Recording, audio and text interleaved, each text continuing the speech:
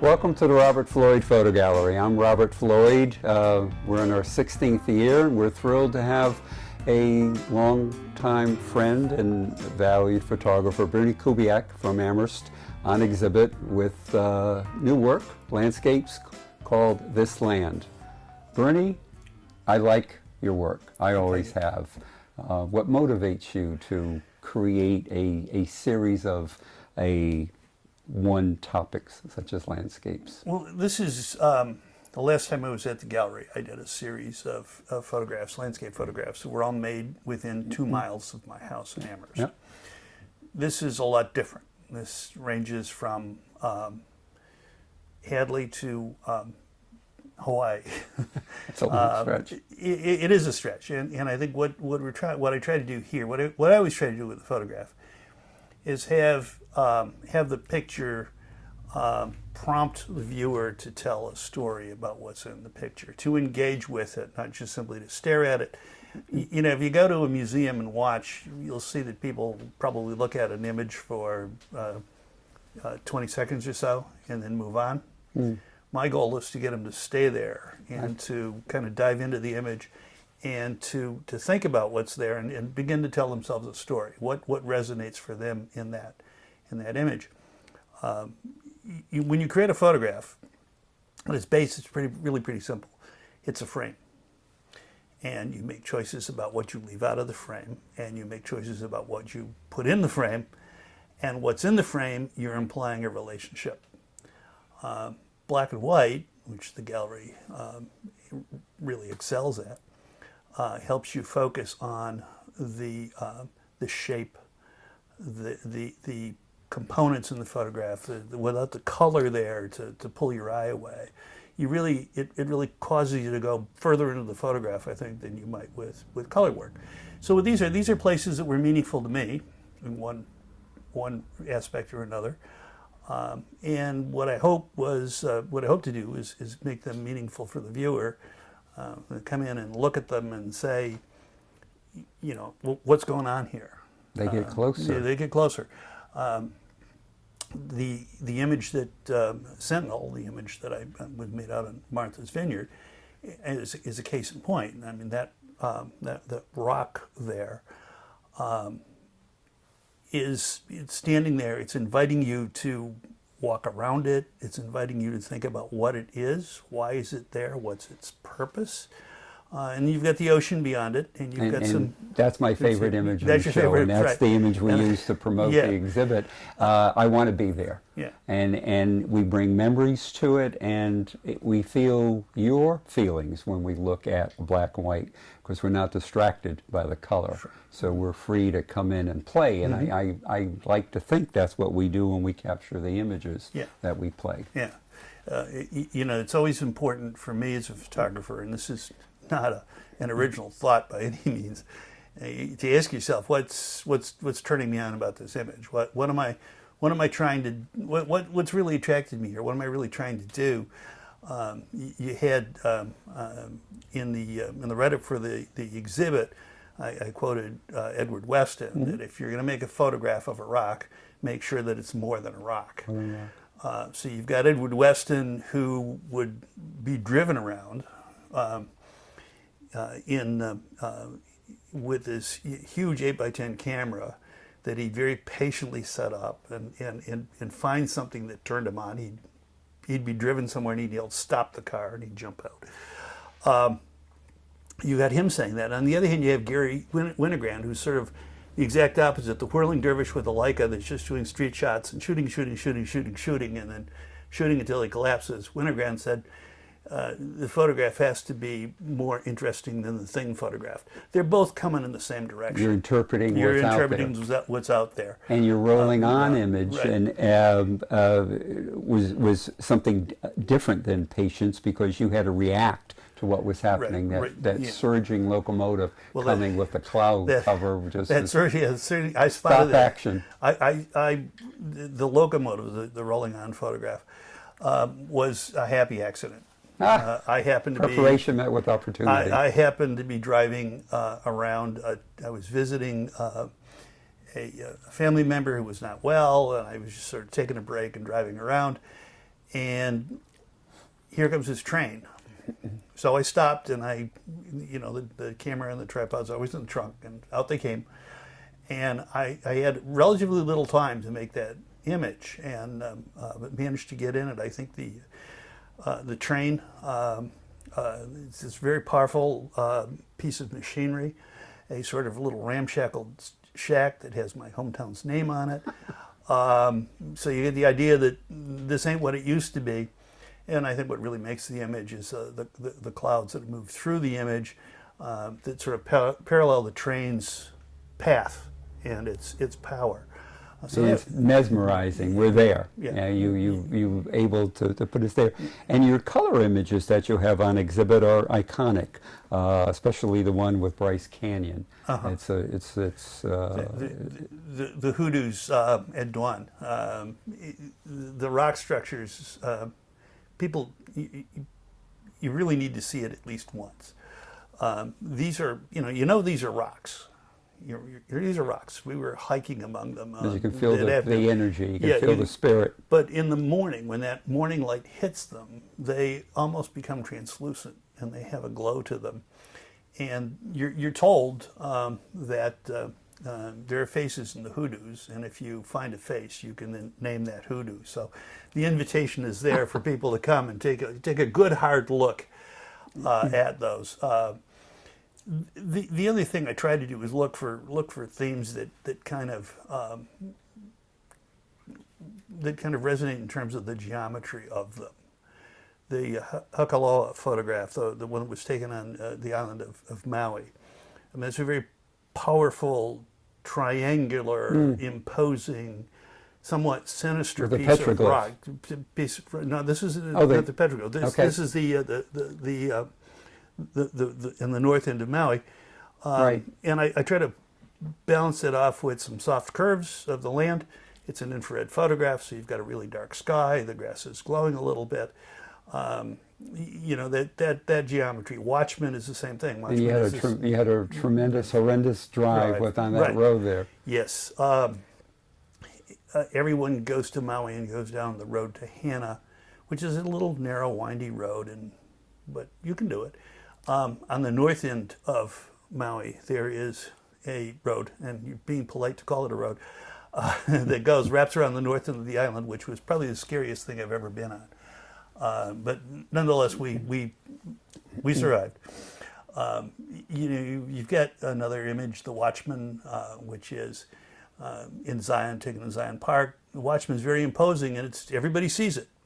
What I tried to do with it, again, is to emphasize the mass, the triangular shape of it, the kind of imposing figure that it is, and back that up with some skies that were dark and foreboding. And in fact, we started to climb up. There's a trail that wraps around the Watchman, and we started to go up the trail, and then got driven off because a thunderstorm hit, and you don't want to be up there in lightning. No.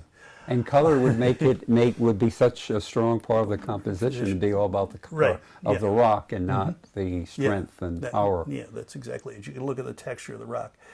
Quabbin.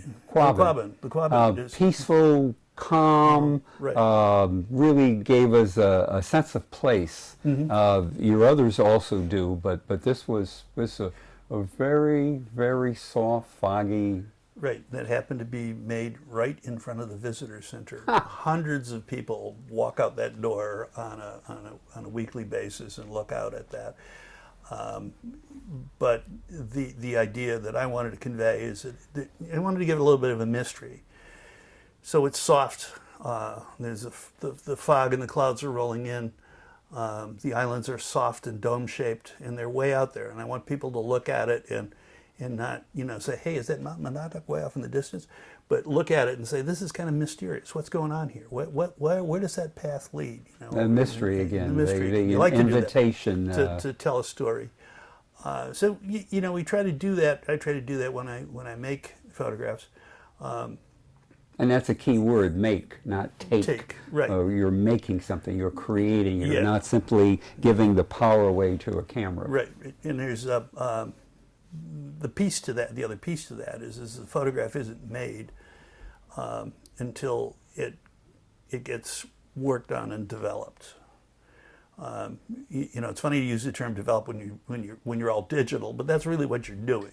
You're putting that image there, and at that point you can steal from painters and sort of make your own light, and do some of the traditional in post-processing, Photoshop, do some of the Lightroom. traditional stuff and Yep. do some non-traditional stuff to really kind of enhance that image, to get it to say more what of you what felt, you, what you were there, right. and what moved you. Right. Because it's more than a visual when you Sure. look at a scene. It's feelings, and it's heart, it's soul, it's mind. Camera doesn't make the image. It's really funny because I just got into a discussion about this very thing on Facebook, of course, about photographs in memory. Yes. And that when I look at a photograph I made 30 years ago, the memory is there of what happened when I pushed the shutter. But are you tempted to crop it to get to a core? Could, yeah, sometimes it is. And you know, it's helpful to go back and look at things you've done in the past, because you've changed a bit. Yes. The technology certainly Yes. changed. And the memory has shifted. Memory's a fragile thing in some ways. So, you know, what may have been a really powerful emotional moment might actually seem now playful. And you really have to kind of, you know, I don't throw a lot away. It's in part because I'm just I lead a cluttered life. But you're cautious at what you capture. yeah, you're not yeah. clicking away, capturing away. You're thoughtful. You have an approach, and you have a background to know whether you need to spend time at a particular place and to work at that scene. It's really helpful for me, and I do this. I try to go back to places as many times as I can. That's fantastic. Some people think, I've seen it. No, but you go back, the glamour is shifted a bit, and you can see the reality. You see the place a little differently, and you notice small changes. You might notice small things. And when I first walk into I don't have any images here from Yellowstone, but I've been to Yellowstone several times. Next exhibit. Next exhibit, right.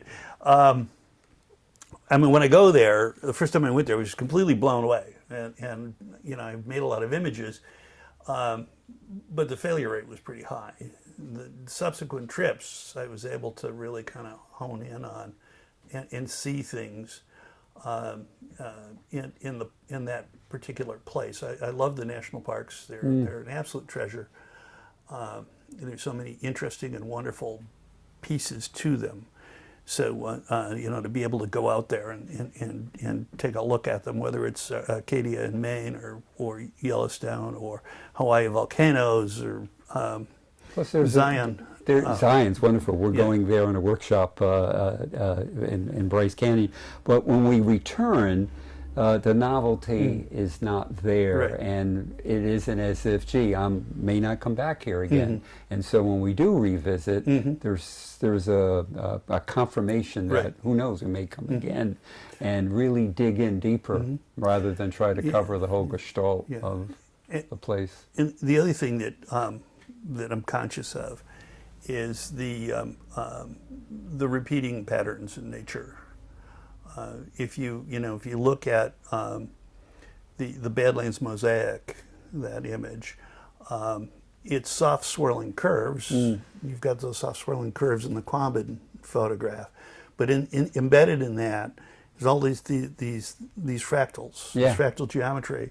And that fractal geometry repeats itself when you photograph trees, when you photograph rocks, when you look at patterns. When you look at a diagram of nerve endings in the brain, you see those, or a map of rivers. Chaos.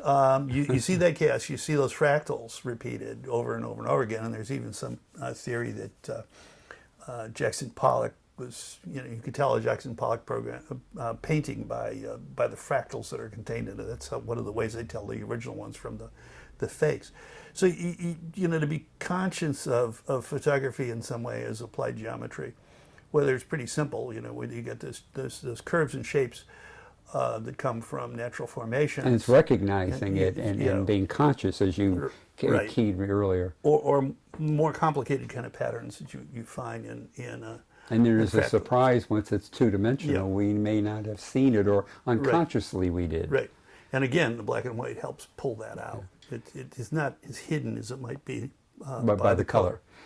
With that said, there is one image that you have in color that fascinates me, and that's the converging lines with the telephone. The fence line on the telephone line. Yeah. That's brilliant. Well, it was made out of the Badlands. You know, and you think of the Badlands. I've got a couple of Badlands images. You think of the Badlands as those moon-like landscape, which it is. It's part of it, but it's also prairie. And so here you're out in the middle of nowhere, and there's this fence line that runs on forever, and there's these telephone lines that run parallel to it forever, and it's called convergence because they do come together at some point, and you're wondering where. And when you're out there, it's flat. Your field of vision is literally measured in miles. It's really interesting to be driving along on a side road, heading back to the interstate, and the GPS says you've got 6 or 7 miles to go, and you look in front of you and you can see the trucks on the interstate passing. There's another image I have of a what I learned, I thought it was is an alfalfa dryer in a little town called Owanka, which is a ghost town. That lighting's wonderful on the side, and yeah. Very iconic. Yeah, there's right by the train tracks. The train runs through there. You get an understanding of how much of an impact the railroad had on the central part of the country when you go out there. You get that feeling again. Yeah, you see the train tracks everywhere, but you also see all these abandoned communities, and you can see that the train tracks aren't much used, and how the railroad prompted the growth, and then the failure of the railroad. So the story, the history. There's a story there. The geological history, which we can imagine. Bernie, I've always enjoyed your work, and you've been award-winning photos, certainly here at the gallery in our Nature in the Pioneer Valley Photo Contest, and you're always welcome. Oh, thank you. Thank you. Great. Robert Floyd Photo Gallery. Thank you.